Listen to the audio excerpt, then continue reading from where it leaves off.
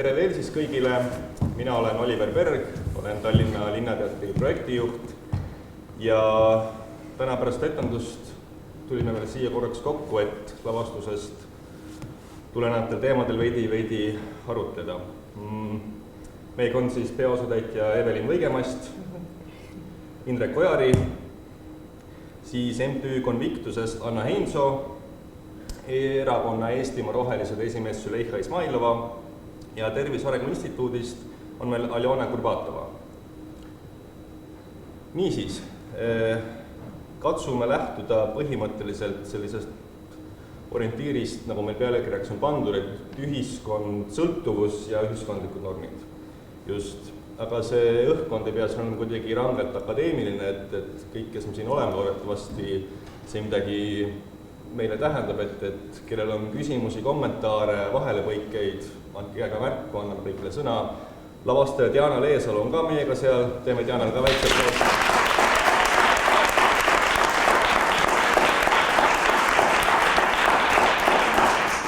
Kontekstiks veel nii palju, et täna oli siis Inimesed, kohad ja asjad 51. etendus.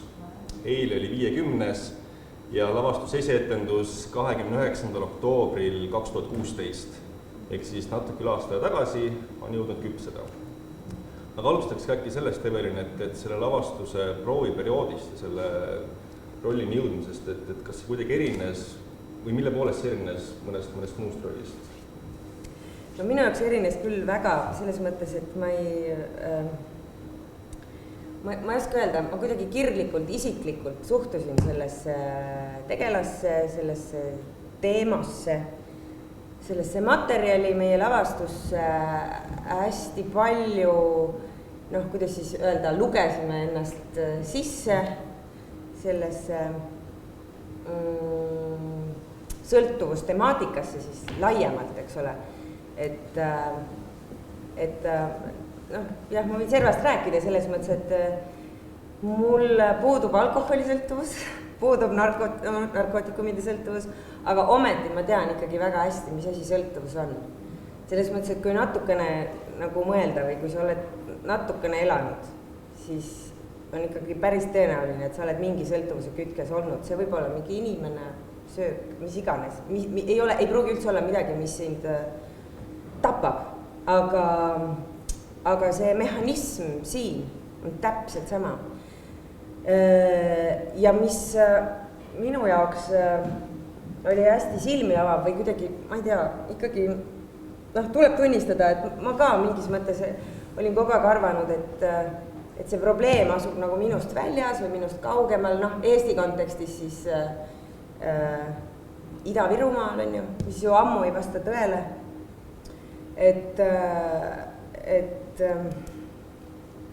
Ühesõnaga, kuidagi kõik oli väga isiklik ja oluline ja tohutult tahaks, et asjad selles osas Eestis muutuksid nagu kardinaalselt võrreldes sellega, kuidas nad praegu on.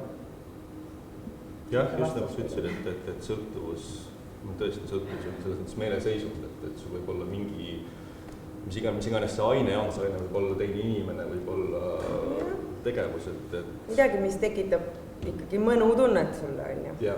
See võib olla sai ka, šokolaad. Just nimelt.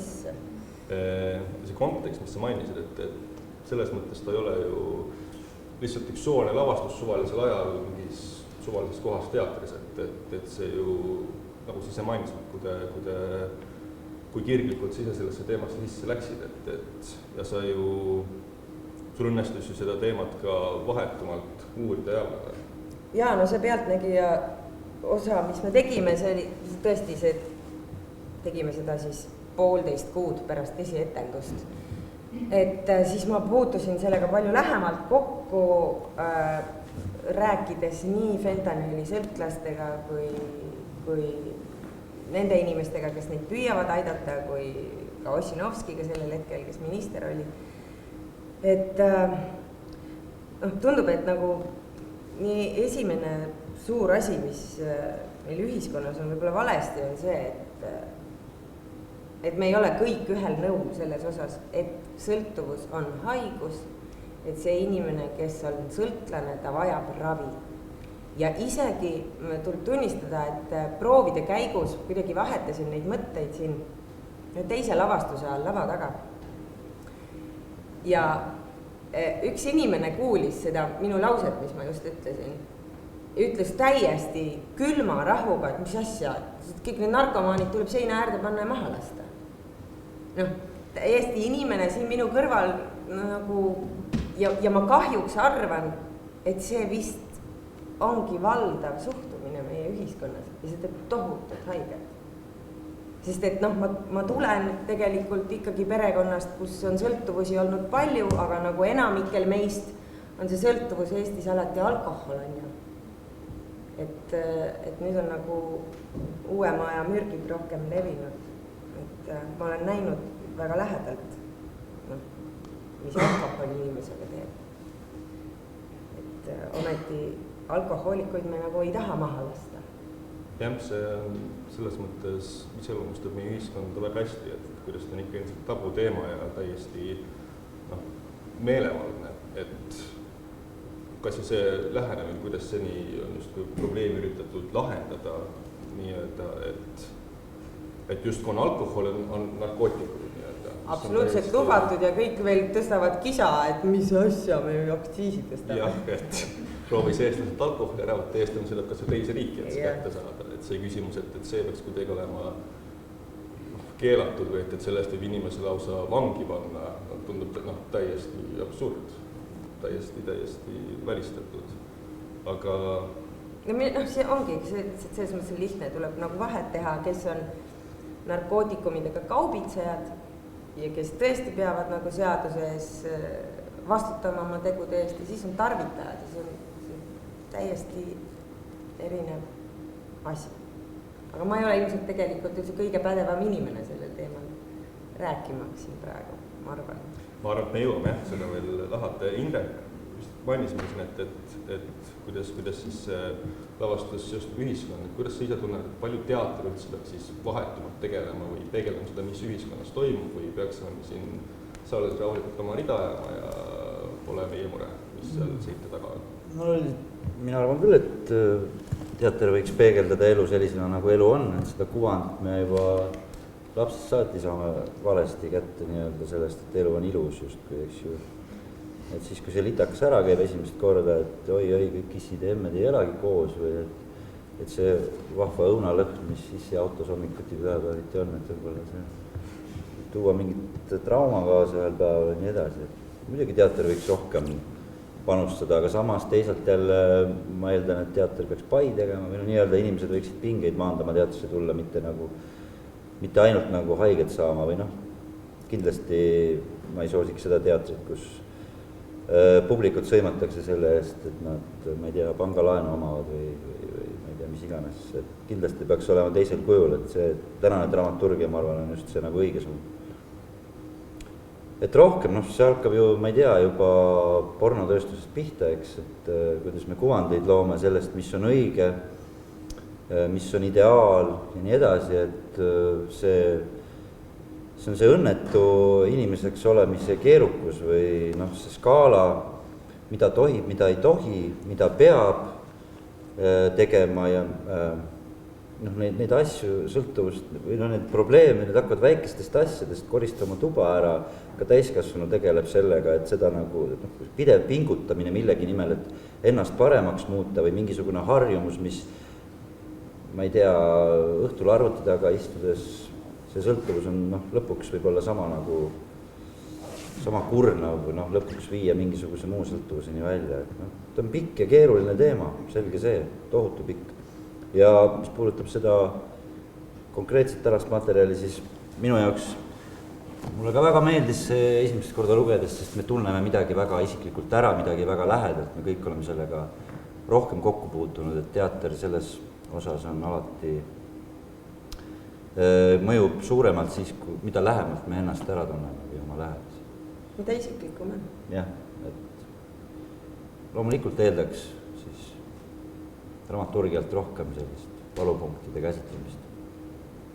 Et sul just on tunne, et dramaturgias on seda puudu, et on selline tühimik, kus justkui on ruum täita. No nii ja naa, ma ütlengi, et mida me siis tahame, teater on ikkagi meelelahutus ja maailmas seda jama on niigi, eks ju, et ühest küljest tahaks võib-olla võrdselt siis huumorit aga neid valupunkte kindlasti ka, ma leian, materjali, mis mõtlema paneksid rohkem, võiks rohkem olla küll muidugi, aga ega siin mina midagi teha saa.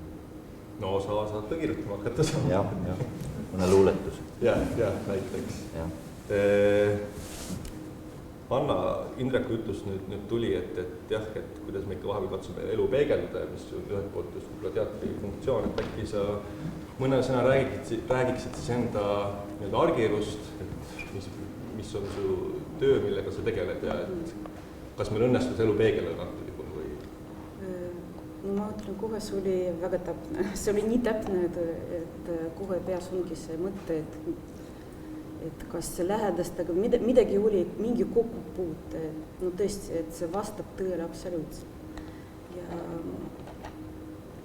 igapäevaselt tegeleme narkosõltlastega, enamasti, kes süstivad. Meie töö on avatud iga päev, 12 tundi, 10-10. Rohkem kui 1000 kontakti, 1100, 1206 vabalt, 500 püsiklienti.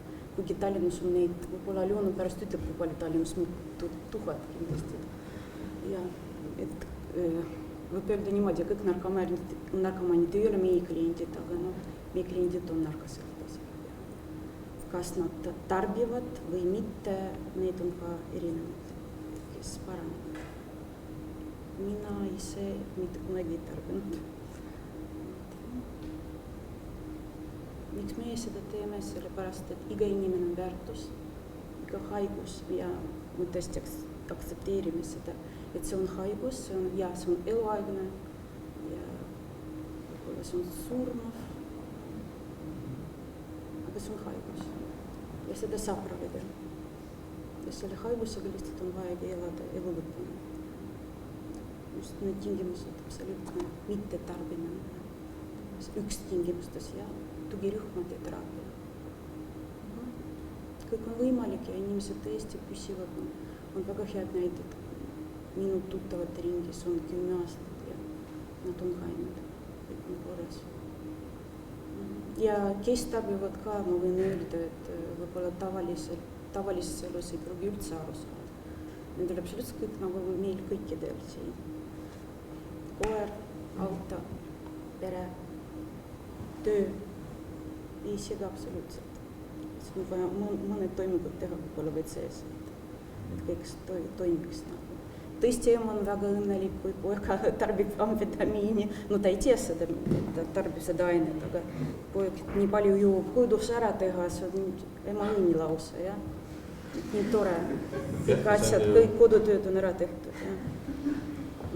See on ju selles mõttes ka tegelikkus, et kuna just, et millised on meie sellised levinud eelarvamused, et kes on justkui selline narkomaan, mis on selline keskmine ettekujutus, et see absoluutselt ei vasta sellele tegelikkusele. See tõesti ju kolik, kes tuleb maalt. Tavalised inimesed ja mina töötan sellega peaaegu 3 aastat väga tihedalt igapäevaselt ja mina ei julgeks pakkuda, kes inimene tarbib või mitte, mina ei julgeks seda öelda. Ma ei tea. Just see ei ole ju, see tõesti ulatub selle taseme, et on samamoodi, et sul on finantsalal tippjuhid, kelle elustiili juurde käibki, et sa võtadki mingeid asju sisse. Need on nii-öelda toimivad narkomaanid, nagu ka need inimesed, kes tarbivad alkoholi ja ei ole sellepärast rentslis, on ju. Ja kui varem juba öeldi ka, et asi on lihtsalt aine või tegu, mis annab seda tunnet. Miks mitte, kes vihkavad ja ütlevadki, et neid on vaja ära tappa või maha lasta, ise õhtuti ilma vaaneta magada ei saa. Aga nemad ei tunnista, et nemad on nagu sõltlased. Sest need lood, et kuidas inimesed sellesse punkti jõuavad, et elu taandub tõesti lihtsalt ühe obsessiooni, püüdes seda ühte obsessiooni rahuldada, et need argumendid esitatakse üldiselt lähenevadki sellise radikaalse suhtumisega, et jah, igaühe enda mure ja et see ei puutu minusse, et minu tagahoovi mingit süstlavahetuspunkti ei pane ja et las surevadki maha, et see on ju täielik distantseeritus reaalsusest, sest see on suur hirm, see on lihtsalt väga suur hirm, hirmust, ebateadmisest. Züleyxa, kuidas sina seda näed? Minu teada Eestimaa Rohelised on ainus erakond, kes on julgenud sel teemal, ütleme siis, jõulisemad seisukohti võtta, mis ei vasta meie praegusele sellisele üldisele diskursusele, et kus me justkui teeme näo, et probleeme ei ole, ja samas, kuigi me Euroopa kontekstis oleme tõesti esirinnas selles mõttes, aga me ei julge sellele uutmoodi läheneda. Et kas me peaksime mõtlema mingi täieliku diskursused nihke peale, võtma mingeid täiesti uusi samme, mida me seni pole julgenud teha? No jah, me peaksime palju avalikumat ja palju ausamat asjadest rääkima. Et jah, et seda näidendit vaadates mul oli hästi palju mõtteid, mul oli hästi palju selliseid äratundmiskohti enda elust, inimestest enda ümber, mis puudutab seda inimese enda seda võitlust, mida siin lava pealt võis nagu lugeda, et kus ta tegelikult on nagu üksi sellega. Ja see on hästi karm, et ma arvan, et mulle jõudis see siin täna palju nagu selgemalt kohale, kui ma üldse oleks varem selle peale mõelnud, et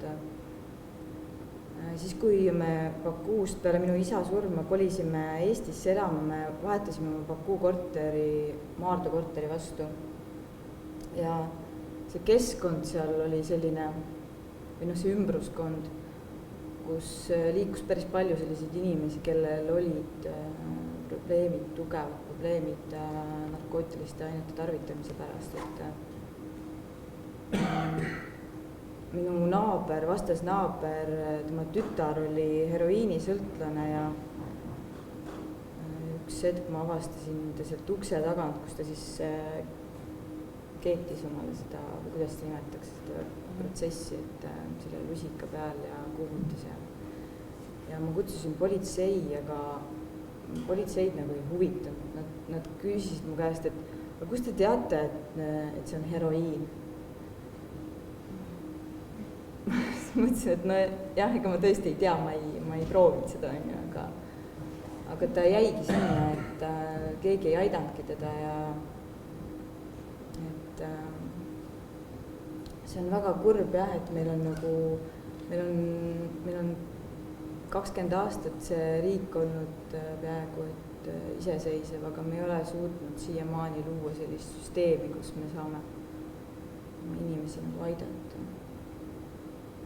See on jah, hakkabki sellest samast asjast peale, et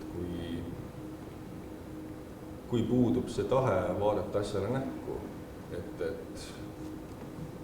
need on inimesed meie ümber, need on inimesed meie keskel. Aga samas ma ei ole päris selles mõttes Eveliniga nõus, et nagu suur valdav osa inimesi oleks sellised, et nad ütlevad lisaks maha. Ma ei usu seda. Mulle tundub pigem, et see... Mul väga hea meel, kui sa nii ütled. Mulle tundub, et inimesed on valdavalt armsad ja nunnud ja nad tahavad ikkagi aidata. Aga võib-olla meie inimestel on endal kõigil nii palju muresid ka. Et see... jah, seal tuleb jah see mängu, et see sama suhtuma, et mul on endal nii palju teha, et ma ei jõua terve maailma ära pääseda. No ma ei kujuta ette, millal oleks Eesti valmis selliseks narkomaanide aitamiseks, nagu siin ju osad Euroopa riigid on ju, aga ka Portugal ja Kanada ja kui siin nendes riigis vist ei olegi enam seda metadooni asendusravi, on, aga see heroiini... Šveitsis peaks olema, mis ma saan aru, on heroiinosetuse ravi näiteks? Osades Euroopa Liidu riikides on ja, aga no eks need ongi erinevad ravimid, mis sama haiguse puhul erinevaid inimesi aitavad. Sest et noh, ma ütlen, et minu jaoks oli hästi suur, kuidas ma ütlen, see tüüp, keda ma intervjueerisin Pealtnägijas, kes nii süstis kui suitsetas fentanüüli minu kõrval, siis noh, tema lihtsalt, ta oli nagu nii tugevalt selle metadooni asendusravi vastu, on ju, ja siis mulle mingis mõttes tundub see loogiline, et tuleb küsida nagu haige käest. Noh ka, sest et mina tõesti ei oska otsustada, mul puudub üldse kogemus nagu, milline ravi töötab ja milline ei. Samas nähes, millise südamega Nelli Kaalikova oma tööd teeb seal metadooni punktis. Et nagu, kus need lahendused on siis? No Portugal on see näide vist, kus siis dekriminaliseeriti see, kuidas see oli, Diana täpsemalt, kogu narko... See oli see point, et väga laias vastus, et kaotada ära narkomaanide hirm karistuse eest ja selle võrra suunata neid järjest rohkem ravile, siis ei olnud omamine, mingi koguse omamine ei olnud enam karistada, aga siis järjest rohkem julges neid üldse avalikult ravimisega tulla ja kõik see siis nii-öelda finants, mis jäi üle sellest, et enam neid pisitarbijaid taga ei aetud, suunati siis selle nagu raviprotsessi.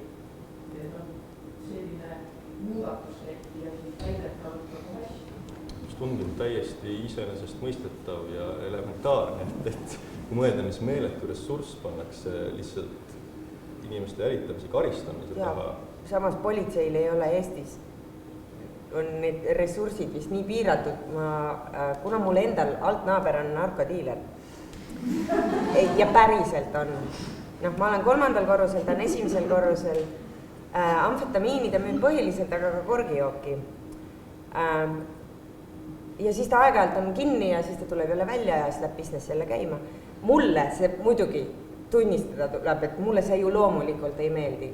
Talvine aeg, lapsed tulevad koolist juba pimedas ja siis käivad seal ka, ja tõesti väga ilusad autod käivad. Ei ole kõik nagu üldse sellised kandid nii-öelda, on ju. Aga siis ma suhtlesin ühe narkopolitseinikuga, kes ütles, et politsei huvi, eks ole, on siis need müüjad, kes käitlevad aasta jooksul teatud koguse narkootikume, et kui on juba väiksem kogus, siis nad ju ei pööra neile tähelepanu, neil ei ole võimalik. Ja muu hulgas ka seda, et neil jätkub ressurssi reaalselt tegeleda 10% narkodiileritega, kes tegelikult on nagu suures koguses müüjad. Et raha on neil reaalselt 10% jaoks ja muu hulgas sain ma ka teada seda, et selles mõttes on mu jaoks nii uskumatu, et ma elan Kalamajas pigem üsna lühikesel tänaval. Ma arvan, et mu kodutänav, ma olen muidugi numbrites kehva, aga ta ei ole tõesti pikk tänav. Siukene 300-400 meetrit ja ainuüksi minu kodutänaval pidi olema 8 narkodiilerit. Ja nüüd nad korraldavad neid reide, on ju, aga kuna mu altnaaber ka, ta nüüd just istus kinni, aga tõesti väga lühikest aega ja see politseinik ütles mulle, et aga kogus oli nii väike, millega ta maha võtsime, siis ei saa ka pikalt olla ja samas ma elan taga seal koos, ta väga tore venelane, tervitab alati väga viisakalt, kuigi ta varem mul 2 ratast ära varastanud. Aga ta enam nagu ei varasta, et meil on kujunenud, ma olengi aru saanud, et mida paremaid suhteid ma temaga hoian, seda mugavam mul on mingis mõttes ise ju elada. Aga jah, minu kokkupuude, kuni ma ühel hetkel leidsin trepikojast ka maast 2 minikrippkotti, siis mul selles mõttes nagu tegelikult, ma mõtlen, et aga oleks mul poeg leidnud, kes on pigem siukene, et mis see on? Ainega või? Ainega, jaa. See läks ka politsei kätte. Ilmselt oli taskust maha pudelenud, selles mõttes tõesti 2 doosi, 2 väikest kotti. Kas ma võin ka paar sõna? Palun. Ma ma nüüd kaitseks natuke riiki. Teeme kui Aljona seda tegema. Mina olen narkomaanide tugiisik. Ma olen kohtunud 200-300 narkomaaniga. Ja ma olen seda etendust näinud ka 3 korda, aitäh sellest. Ja riik teeb, aga vaadake, kuna sa ütlesid väga õieti, see on haigus, aga see ei ole saiast tekkinud haigus. See fentanüül, mida siin tarnitakse, kanep on tilulill. Fentanüül rikub inimese aju nii ära, et ta ei tunne mitte kunagi mitte millestki rahuldust. Saad aru, see inimene on elu lõpuni ilma. Käsi läinud kõik. Ta unistab ainult ühest asjast, nagu see eksid siin vilkus, see võiks rohkem vilkus. Kogu aeg, mitte ükski päiksetõus, mitte ükski armastuse tunne välja arvatud Jumalast, kes kasvab sina parem. See võib aidata seda inimest. Riik teeb, selleks on metsikut ressurssi, et neid aidata. Viljandi rehabilitatsioonikeskuses olen siis teinud siin kedagi, kõik peaks tööle, on tööpäev. Nad teevad päevast päeva ja nad ei suuda inimest aidata. Seda inimest on praktiliselt võimatu aidata. Tuleb pakkuda alternatiive, aga see on see koht, kus mina kaitsen mitte riiki, vaid inimesi, et sellepärast, et selles saaliski täna oli tegelikult üsna mitu endist fentanüüli tarvitajat, kellel on üle 10 aasta staaži, kes on täna täiesti ütleme niimoodi, et tavainimese mõistes tavainimesed on ju, et lõpetanud kõrgkooli, läinud tööle, abiellunud lastega, pereisad, pereemad ehk et jah, fentanüül on kõikidest nendest ainetest, mis täna on Eesti narkoturul kättesaadavad, kõige ohtlikum. Ta on kõige laastavam, aga õige suhtumise juures võib tegelikult leida sellele õige lähenemise igale inimesele. Mis on lihtsalt oluline, on see, et igal inimesel on oma võimekus, on mingid omad võimalused, omad iseloomu omadused, et kõik ei hakka kunagi olema vastavad mingisugusele ühiskonna poolt peale surutud keskmisele normile. Et mõne inimese jaoks ongi super hea tulemus see, et kui ta võib-olla ta ei loobugi täiesti lõpuni sellest nagu tarvitamisest, et võib-olla ta aeg-ajalt libastub, jah. Aga samas ta nagu suudab sellega toime tulla, elada, et teha seda võib-olla nagu väga piiratud koguses, minna asendusravile, mis osade inimeste silmis oleks ka justkui sõltuvuse jätkamine, kuid siiski on ravi ja elada tegelikult. Et küsimus on, et kas nagu me suudame riigina, ühiskonnana talle selle võimaluse pakkuda, ehk et tegelikult kas me suudame nendesse inimestesse uskuda. Sest et riigi vaates on nagu vähe sellest, et me nüüd tekitame teenuseid, et need teenused on pakutud viisil, mis ongi selle suhtumisega, et sa tuled täna siia minu juurde ravile, et ega ma ju tean, et tegelikult sinust asja ei saa, et teeme, et loputame su ära ja siis nagu viskame su välja, et seda on Eestis ka tehtud ajalooliselt ja tehakse mõnes kohas siiamaani. Et siis see ei aita mitte kedagi. Et ega ilma asjata ei öelda, et sotsiaalne kaasatus, see, et on nagu võimalus kuuluda, et on see perekond, lähedased, et siin tegelikult oodatakse nii-öelda sellest tavaühiskonnast tagasi. Et see on see, mis on nagu inimeste jaoks, kes on ikkagi juba päris sõltuvuseni jõudnud, on hästi oluline. Et hästi sageli võibki kuulda nende inimeste seas, kes lähevad ravile ja kes leiavad siin selle toetava keskkonna, on see, et miks ta nii kaua ei ole tahtnud, on see, et aga milleks tegelikult mitte keegi mitte kuskil ei oota. Et just see suhtumine on ju, et paneme seina äärde, et jah, et ma usun ka inimestesse, et ega kuna ma ise olen nagu näinud teiselt pool ikkagi ka seda suhtumist, et mis me raiskame nende peale raha väga palju, ehk et ei ole tõenäoliselt nagu siis selles kontekstis ka imelik, et selle 15 aasta jooksul, mis mina nagu töötan valdkonnas, oli see aasta esimene, kui riigi eelarves saadi kogu see summa, mis küsiti juurde, see on mu 9. minister, mis tegelikult teegeldab, et igas eluvaldkonnas tegelikult on inimesi, kes ei võta seda omaks, et tegemist on haigusega, on inimestega, keda on vaja aidata, et täpselt samamoodi on neid arstide, sotsiaaltöötajatele kõikide seas. Ja sellepärast see muutus on ka nii visa tulema. Et see ei ole niimoodi, et me teeme uue riikliku strateegia ja paneme kirja, et kedagi ei karista, kõikidele pakume abi. ehk et meil peavad ka need inimesed, kes reaalselt peavad seda abi pakkuma, olema õige suhtumisega ja nad peavad olemas olema. Ja mul on väga hea meel tegelikult, Eesti on küll olnud aeglane oma arengus selles valdkonnas, ehk me siin nagu riigina saame endale hästi palju tuhka pähe raputada. Aga me täna oleme tegelikult selles kohas, kus me, nagu ka Portugal, jah, meil ei ole tarvitamine sellisel kujul lõpuni dekriminaliseeritud, sest inimene võib reaalselt saada ka aresti, aga meil on täna tekkinud see mõistmine ka kõikides kihtides nii-öelda ja kõikides struktuurides, et inimest on vaja aidata, nii et näiteks mul on väga hea meel öelda, et alates esmaspäevast võib politsei hakata inimesi aresti asemel näiteks ka nõustamisele suunama. Et see eeldus on meil nagu tänase seisuga loodud, et esmajärjekorras küll nagu kanepi tarvitajaid, aga nüüd loodame, et järgmise kuu jooksul ka kõiki teisi, nii et see võtab aega ja see vajab inimesi, aga... Vabandust, kas ütlesid, et esmalt kanepi tarvitajaid ja siis teisi veel? Jaa, need on erinevad lahendused. See ei ole loogiliselt seotud mitte kuidagi, et kanepi tarvitajad peavad saama esimestena eelisjärjekorras, et see lihtsalt peegeldab seda, et teatud probleemidega inimestele on neid abivõimalusi lihtsalt keerulisem ja aega nõudvam luua. Et selle tõttu siis...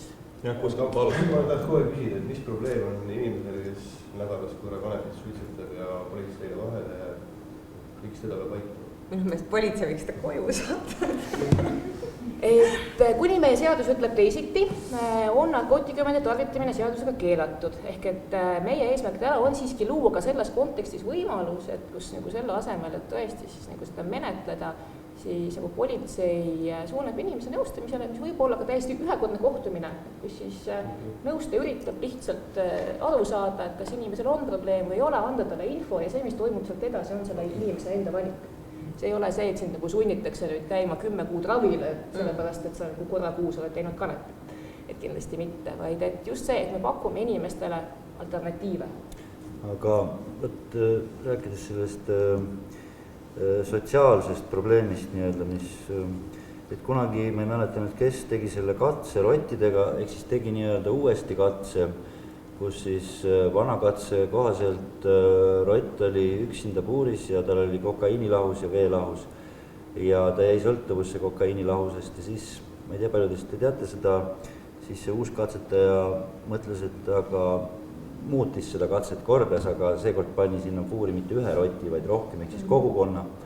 Ja juhtus see, mida ta lootis või siis ühesõnaga need rotid ei tarbinud enam seda kokaiinilahust, ehk siis neil oli kogukond ja see idee tekkis tal sellest, et kui Vietnami sõjast tulid tagasi sõdurid, kes oleks võinud teoreetiliselt olla sõltlased, siis need, kes naasid tagasi perede juurde, ei jäänud sõltuvusse ja need, kes mitte, nendel oli suurem risk, samuti ju haiglates antakse väga tugevaid ja väga sõltuvust tekitavaid aineid, millest keegi sõltuvusse ei jää, sest meil on pere ja koht, kuhu tagasi minna, ehk siis see probleemi tuum on seal, et niikaua, kui me vahetame välja need süstad või me anname vastu mürki, nii-öelda loeme sõnu peale, et siis see ei ole lahendus, et ainuke lahendus ja see ei puuduta ainult seda probleemi, vaid ka ma kujutan ette, ma mäletan, et ühesõnaga lõhkuda see nii-öelda maailm ära, milles see inimene on, või ta ise suudab seda lõhkuda, et see on lahendus, mitte see nii-öelda otsene nõustamine ainult. Aga seda nagu muuta või seda nagu... Absoluutselt. Ma tahaks tuua ausale näitemängu. Ma tundsin ennast ära, kui ma olen 20 aastat tagasi maledanud amfetamiinisõltuvuse ja alkoholismi. Ja endise sõltlasena siis ma tundsin siin väga palju elemente ära. Ma mõtlesin, et ma müts maha selle näitleja meisterlikkuses. Et sa vahepeal, Evelin, olid nagu oma näitlemisest ja siis selles rollis, et see oli nagu super, igal juhul. Aga ma tundsin ära sellest, kuidas sa selle kõik need võrdlusnähud, kõik need asjad, aga tegelikult see kogukonna mõte ongi see, mis näiteks mind on aidanud. Mina leidsin usu, alla ei tohi vaadata, pead üles vaatama. Et ma olen vaadanud 20 aastat üles ja lugenud sealt raamatust palju tarkusi enda kohta ja olen õppinud ennast armastama ja oma ligemist armastama. Ja tänu sellele olen saanud 5 lapse isaks ja armastav naine, 18 aastat abielus ja ma usun, et läheb edasi, kui ma üles vaatan. Aga mis puutub sellesse, et tegelikult siin etenduses tuli väga hästi välja. Kui mina esimest korda läksin koju, ütlesin isale, et nüüd ma hakkasin kirikus käima. Sa oled lolliks jõudnud, mis asja? Päris segane vähe. Noh, ma ütlesin ei, et ma võin kohe minna, lähen otse sirgelt sinu baarikappi ja võtan uuesti konjakil korgi maha. Ei, ära seda ka tee, parem mine kirikusse, et see pilt ühiskonnas peab muutuma. Ma tänase päeval tegelen alkohoolikute ja kriminaalide ja narkomaanidega Lootse külas ja ma olen Järvakandi filiaali juht ja kui me hakkasime seal tegema seda tööd, siis kõik naabrid kogusid allkirja, et siia narkomaane ärge tooge. Ja 4 aastat hiljem, kui ma naabrimehele käinud jõuluvana tegemas, me oleme head sõbrad, ükspäev rääkisin talle, et kuuled, et tead, et meil on siin juba üle 120 mehe. Kus kohal nad käivad? Ma ei ole neidki, teil on nihuke kord majas. Ma ütlesin, et muidugi, nad on ka inimesed. Ja tegelikult väga tähtis on see kastikene. Et inimesed, kohad ja asjad. Et see pealkiri ei ole sellel etendusel lihtsalt niisama, et tegelikult see ongi tähtis vahetada keskkonda.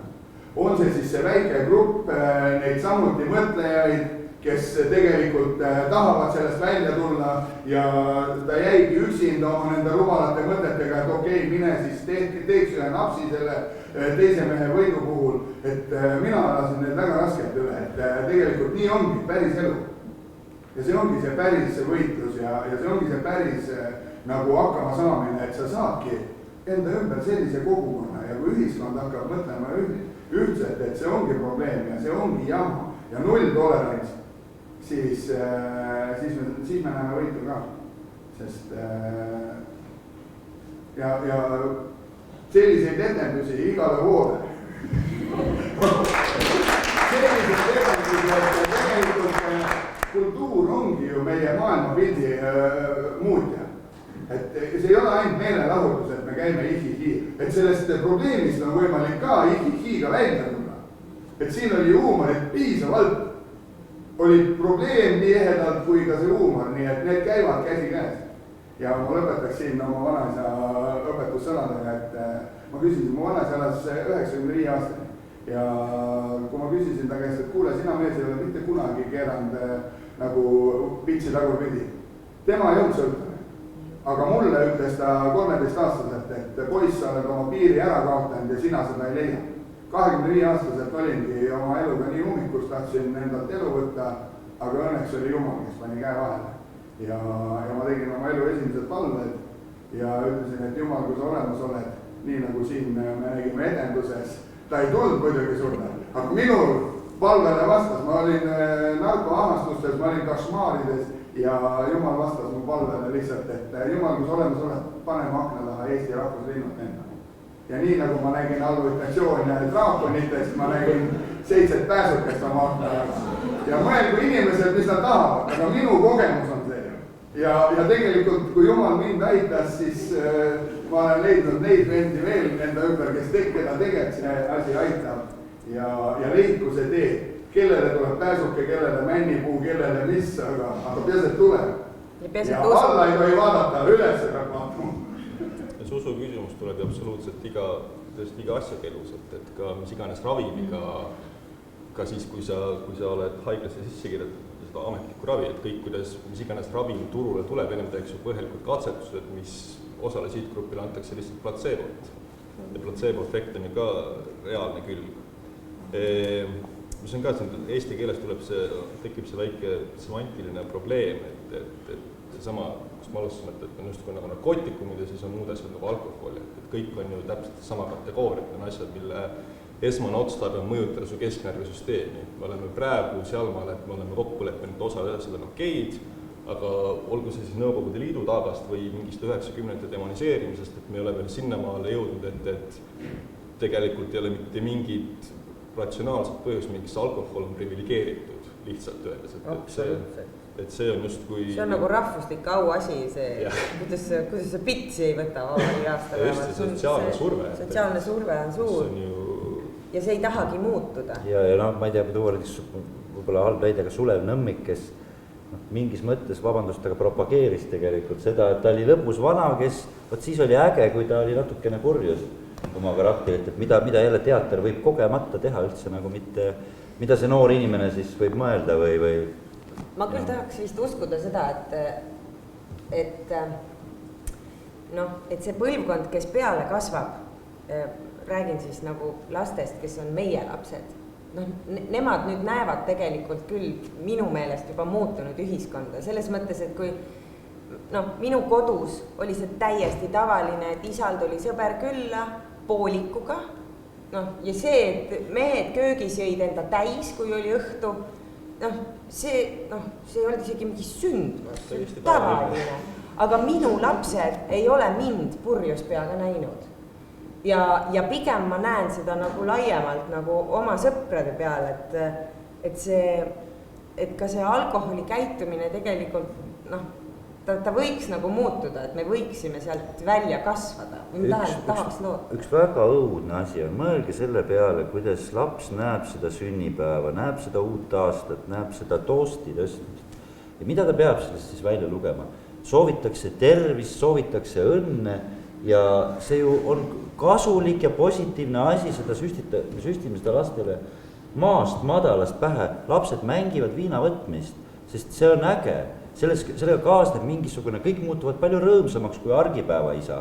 See on hoopis teine. Aga milline tegelikult probleem võib just nimelt nii lihtsast asjast sündida? Kas pole? Züleyxa, kuidas sulle tundub? Kas sulle tundub, et on lootus selle paradigma nihe osas, et enda ümbritsevat jälgides? Ja kindlasti on lootust ja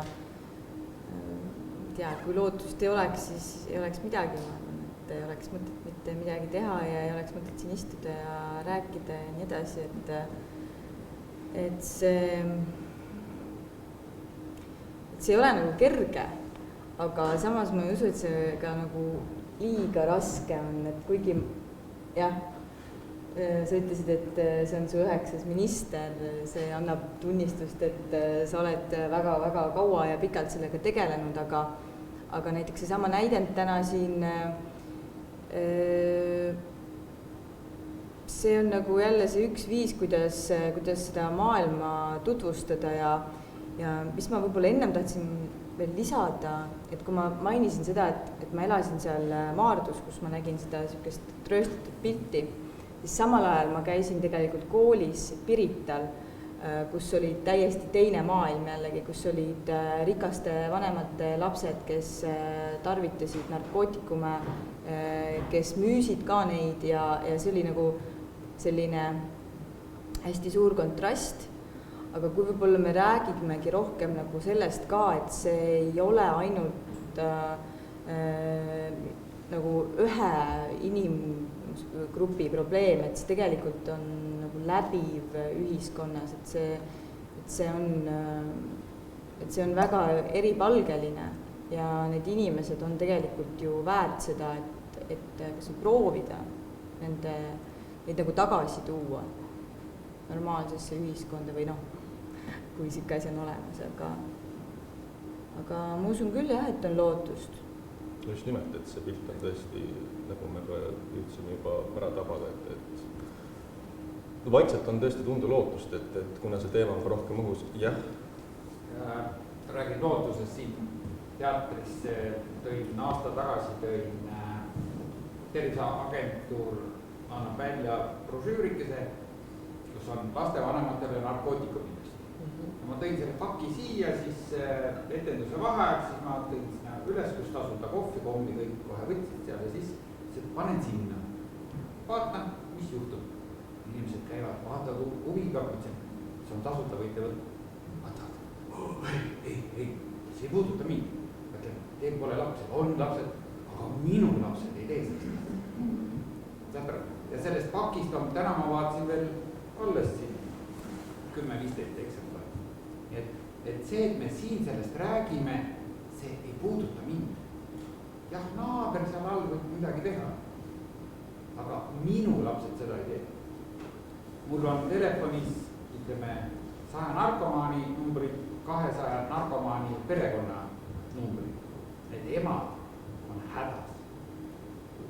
Poiss ütleb, tead mis, mine tööle, too mulle raha, too mulle 20-30 eurot päevas, siis ma ei varasta sinu korterit tühjaks. Ja siis ema helistab, tead, mul on nüüd puhkus, ma küsin, mis see on? No poiss pandi vangi. Need vanemad on õnnelikud, kui nad saavad oma sellest samast tõrtlasest kodus lahti. Nad ei oska kuskile pöörduda. Ja pole kuskile pöörduda. Ja see ongi selles mõttes on surnud ring, et samas just me rääkisime, et on vaja seda, eks ole, seda tuge, seda armastust, seda lähedast inimest, aga see lähedane inimene on ka nii ära kurnatud juba. Noh, et see on lihtsalt kassõltavus. Kus on päris lugu, siis ma võin kontakti anda, äkki see ema pöördub. Seal, kus on sõltuvus, see on täpselt see kassõltavus, see on see ühine probleem, sellega on vaja kompleksselt tegema. Aga nendel inimestel nii-öelda aedavad. Nad võitlevad, et ellu jääb. Nagu sõltlanegi. See on nende võitlus ja nad peavad veel seda poega aitama ja seal. Aga ma tahtsin teist asjast rääkida. Me peame pöörama tähelepanu. Ma teen ankeedi, kus on mul paarkümmend küsimust iga kord. Ma küsin, kuidas su lapsepõlv oli? Mis nad lastavad ilus lapsepõlv oli? Peksa said ikka said. Kuidas siis veel? No need on venekeelsed, eestikeelsed ei vasta. Ja ma küsin, et kui vanad sa hakkasid tarbima? Keskmine vanus on 12-13. Me peame keskenduma 12-13 aastastele lastele. Seal Lasnamäe koolides, Koplis, Maarus. Ida-Virumaaga ma ei puutu. Alustame lasteaiast, alustame perekonnast, maast madalast üle Eesti ja me ei saa tegelikult tänases Eestis rääkida sellest, et see on ühe piirkonna probleem, et jah, et meil on see, mis välja paistab, see on see, mis algas kunagi 90-ndatel, 2000-ndatel, see paistab pigem siin Tallinnas ja Ida-Virumaal, aga kui me vaatame süvitsi, see aine võib olla erinev piirkonniti, aga see probleem on üle-eestiline. Hiljuti siin ju alles oli eelmine aasta Kose. Kes võiks arvata, et Kosel inimesed surevad üledoosi? Näiliselt väike ja tore koht on ju. Et kui me tahame, et meie noored ei hakkaks nagu tarvitama sellisel viisil, mis tõesti viib probleemideni, sõltuvuseni, siis see ongi, et me töötame vanematega, me õpetame lastele, kuidas olla sotsiaalselt pädev. Me ei räägi neile sellest, et amfetamiin on halb või fentanüül, nagu võiksid ära tappa, vaid me räägime sellest, et kuidas teha elus valikuid, mis aitavad sul igas olukorras toime tulla. Et sa nagu teadlikult teed oma otsused, mitte sa ei lähe kaasa eakaaslaste survega või mingite sotsiaalmeedia nagu väljakutsetega, et lihtsalt selleks, et olla popp. Ja me ei pea valima, et kes silma järgi võiks olla nagu rohkem ohustatud, räägima ainult nendega. Kõik on tegelikult ohus. Teadlikkus, mis sa, jah? Ma siis öelda, kus teile on see välisme, on see välja värske üledooside surmastatistika aasta kohta ja olid Saared ja Põlvamaa, 3 maakonda, kus ei olnud eelmine aastasest üledoosi. Igal pool mõnes. Üle Eesti. Minu arust oleks nagu oluline kogu selle asja juures ka see, et me räägiksime sellest alkoholist veelgi rohkem.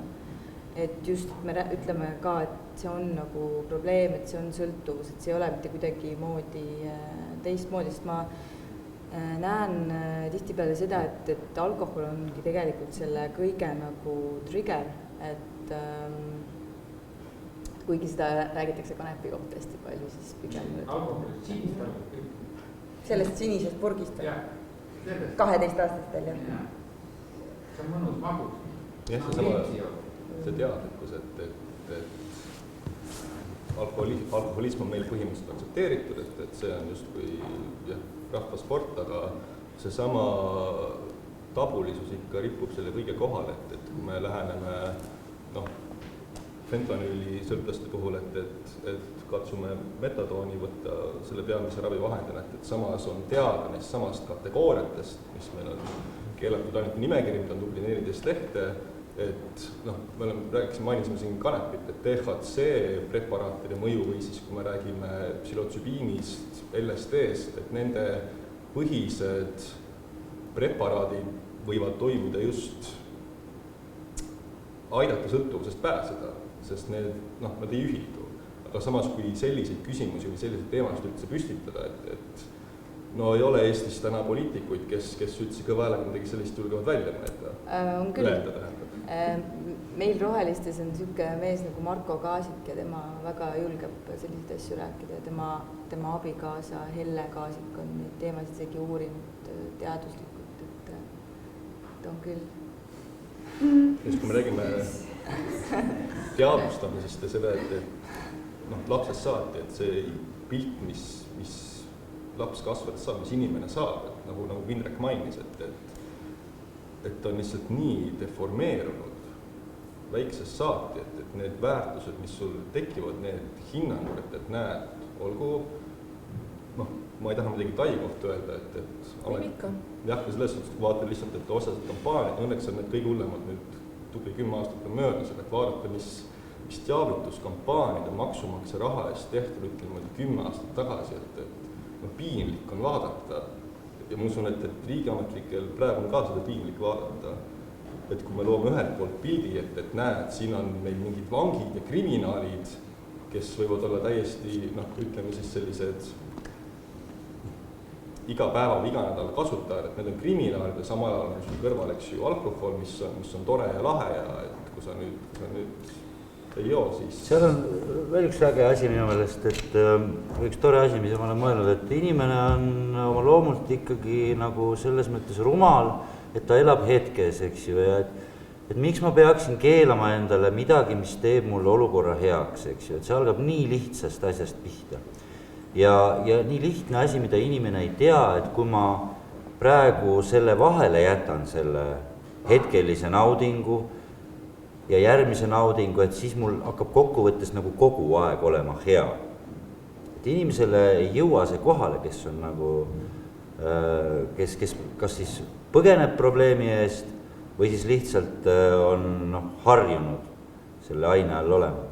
See on tegelikult ju lihtne, aga seda nagu selgeks teha inimesele, kes on oma harjumuste ori, on väga raske, sest ta ei tea seda lihtsalt. Ta ei tea seda, et tal ei ole seda kogemust, et kui ta nüüd 4 kuud alkoholi ei tarbi, et siis hakkabki järsku nagu nii hea, et nagu ei olegi mõnda aega nagu üldse nagu vaja enam alkoholi. Ta ei tea seda lihtsalt, tal puudub see kogemus. See on minu enda isiklik kogemus. Et ma ise olen ka seda septembris ei joo kampaaniaga praeguseks karske olnud augustis saab 3 aastat. Et jah, et samamoodi ma võin öelda, et ta on nii palju toredam. ja ma ei tunnistanud hetkekski, et mul on sõltuvus, seda enam, et lihtsalt olin niisugune ka võtan naps, olen näitleja, kes on lõbus, eks ju, olen äge mees veel lisaks, mitte et mul on probleem, vaid ma olen veel äge, kui ma joon, eks ju, siis ma olen jutukas ja võin pulli teha, aru andmata, et see ei ole sugugi naljakas, mis ma hommikul kell 2 oma kolleegidele või seda pulli nii-öelda teen ühel hetkel ja nii edasi, aga kuna see kogemus puudub, siis see ei jõuagi kohale, seda on teisel inimesel väga raske selgeks teha sulle. Et kuule, sul oleks palju ägedam enesetunne ja sa teeksid palju ägedamat pulli, kui sa lihtsalt suudaksid 3 kuud napsu mitte võtta. Ma ei tea, kuidas seda inimestele selgeks siis teha. Meie võimuses see veidike ehk on. Üks väike tiik, et võib-olla peaks seda nukitsa mehe filmi uuendama, et kui meil on kogu aeg niuke Uku ja Poku ja väike Taar ja niuke jumalad pole vaja ja kus nad läksid pada kaevama, et mingi süžeed lööme ringi, et siis hakkab pilt ka nagu ringi näema teistele. Et siis võib-olla ei ole isegi narkomaanid nii hirmus, et piibel, seda ei ole vaja, vaid see on juba normaalne tegelikult, et piibel ei ole midagi hirmsa. Et see raamat tegelikult ei ole ju iseenesest hirmus raamat, et proovime kõiki ilma piiblita ja kõiki muid asja. Ja teine asi on see sama lootuse teema ka, et inimestele süstida lootust, et see üldse, et panna inimest uskuma, et kuule sõber, see on võimalik. See on võimalik. Ma tean, et sa ise enam ei usu, et see on võimalik, aga tead, see on võimalik. Et kui neid inimesi, kes suudavad neid abivajajaid suunata niimoodi, siis see oleks nagu ülim. Anname sõna sinna taha ka. Ma tahtsin öelda, et mulle on jäänud mulje sõltuvushäire ja sõltuvus sõltuvuse vaatlemisest. Et inimesed kardavad, sõltlane kardab piiblit samal põhjusel, mis ta kardab, miks mõni teine sõltlane kardab metadooni. Ta ei taha maha jätta oma armastatud toimetulekuvahendit ja vahetada seda uue sõltuvuse vastu. Ma arvan, mis võib-olla jäi ka sellest etenduses niimoodi ei tulnud võib-olla kõige selgemalt välja, on see, et me kõik paikneme spektril, mille üks ots on sõltuvus. Meil kõigil on harjumusi, mis toimivad meie jaoks psühholoogilise karbuna. Ja need harjumused võivad vahetevahel olla väga kasulikud. Ja et sõltuvust kui sellist, ma arvan, ei ole põhimõtteliselt vaja karta, vaid ennetada, vältida ja leevendada oleks vaja sellist sõltuvust, mis on laastav. Aga konstruktiivne või neutraalne sõltuvus, ma arvan, ei peaks olema see valdkond, kus keegi peale inimese enda ja tema kõige lähedasem üldse mingit otsustusõigust omab. Absoluutselt nõus, väga õiged sõnad.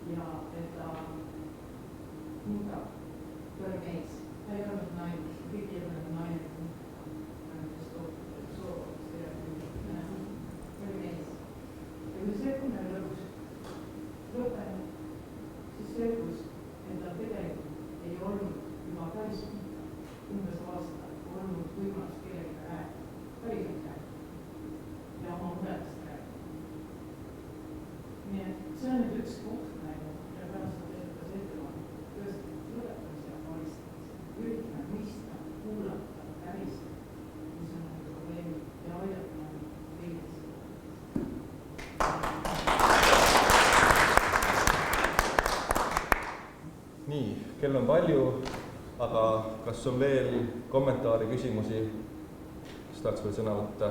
Mul on ettepanek, et vene keeles võiks sellega teha, kas või subtiitrid tuleks, kas või kõrvaklappidega. See on väga hea ettepanek ja oleme seda arutanud ja mõelnud, et see on liiga väike teater, et seda massidesse viia. Ma arvan, inimesed vaataksid ja naudiksid. Mul endal on alati hästi hea meel, kui kuidagi selle lavastuse puhul, tavaliselt see ei ole nii, aga selle lavastuse puhul ma olen saanud päris palju kirju võõrastelt inimestelt ja tihtipeale siis kas ka lapsevanemalt, et ma olin oma sõltlasest lapsega saalis, tema oli see, kes püsti tõusis või nii.